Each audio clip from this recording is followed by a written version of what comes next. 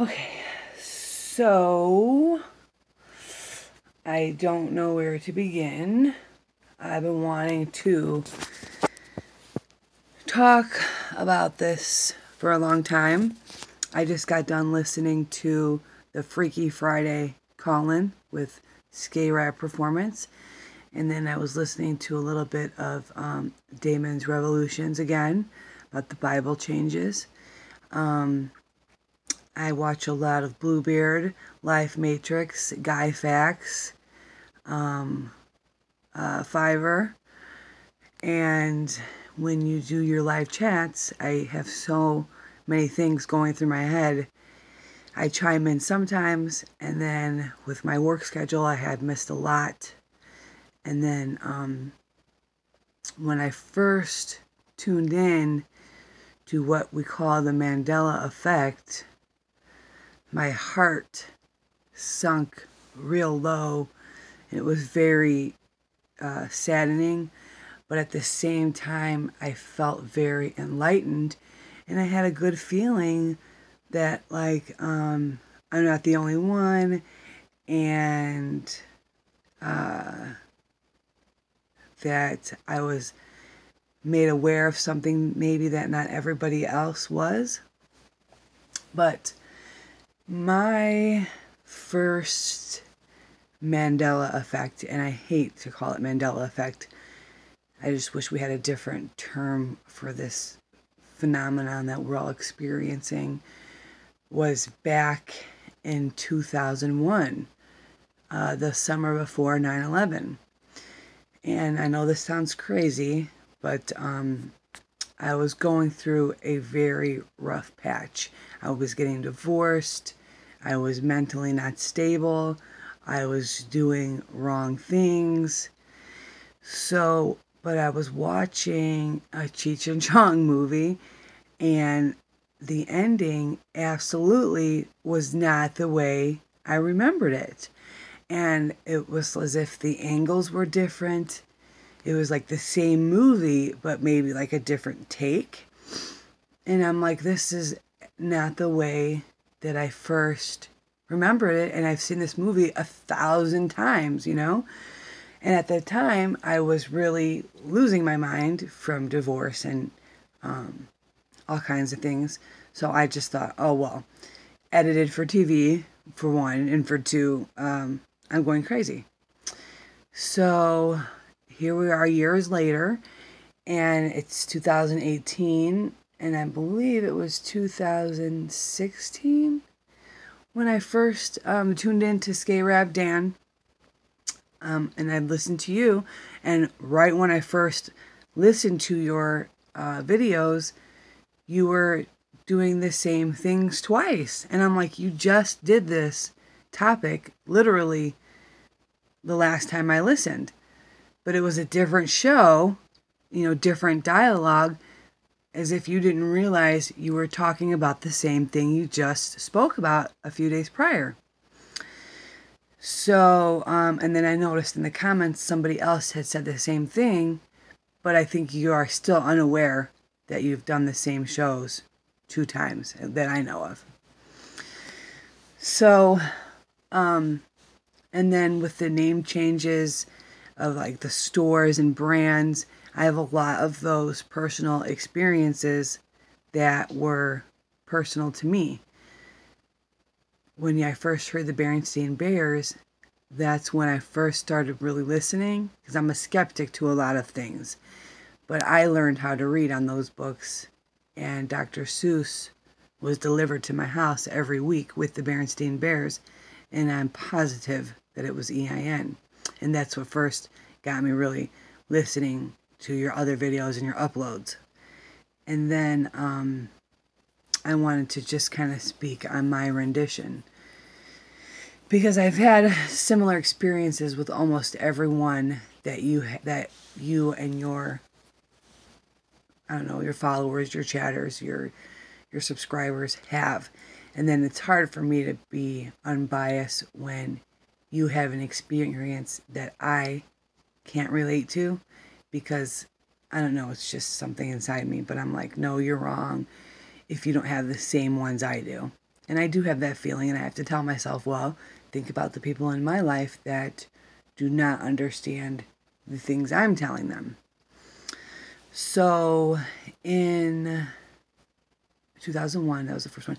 Oh, and then after I listened to your channel, more memories started coming back. And I know this sounds stupid, but Totino's pizza rolls, I love pizza rolls. And I said that if I had an ice maker on my refrigerator, I would fill it with the pizza rolls. That way I could just put the plate and they'd come out and put them in the microwave and they'd be that much faster to eat. And I've had specific conversations telling people, don't get the Totino's pizza rolls, get the Tostinos. That the Totinos were generic and you had to look for the Tostinos brand.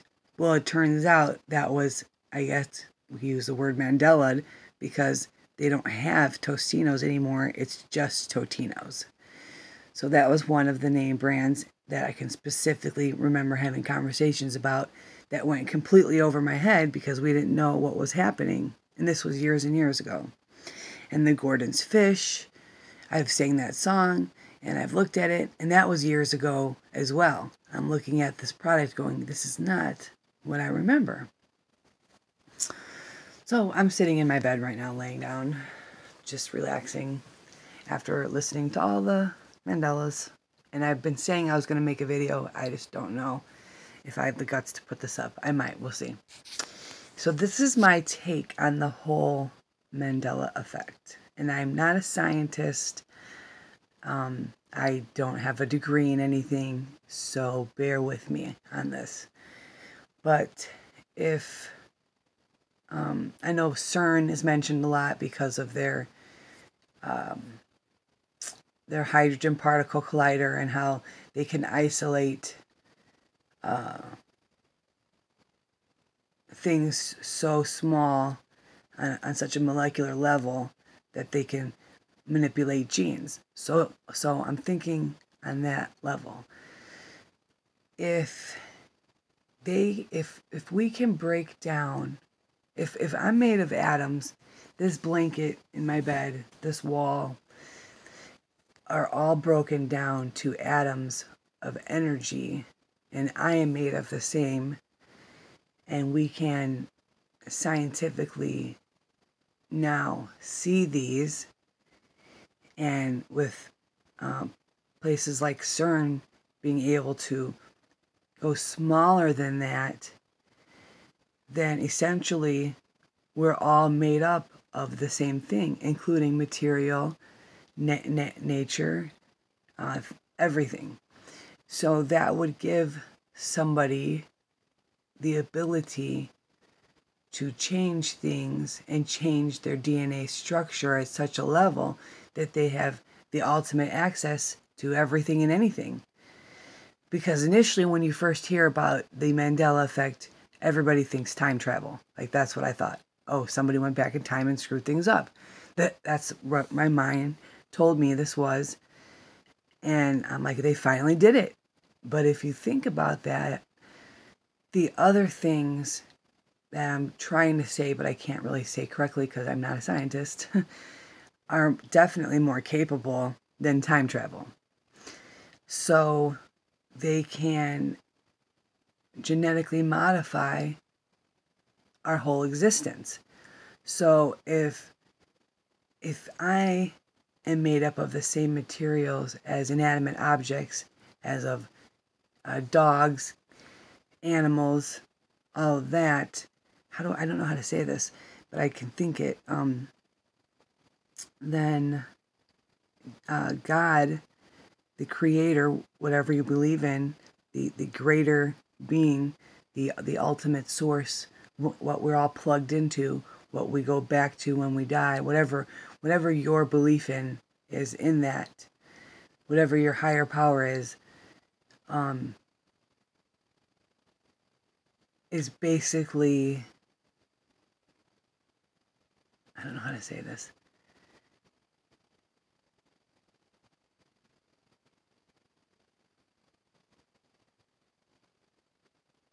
they've isolated his particles and can see the godlike matter, and now have the power to alter everything, even the air. Like you talk about Scarab, how the bottom is almost no movement, but the wind is going above your head. So if everything broken down at a molecular level is small enough,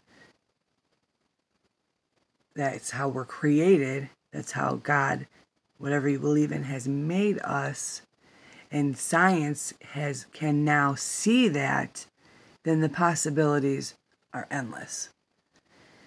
And through Ethernet, through vibrations, through mentally thinking, all of our theories on why this is would ultimately be correct. At the same time,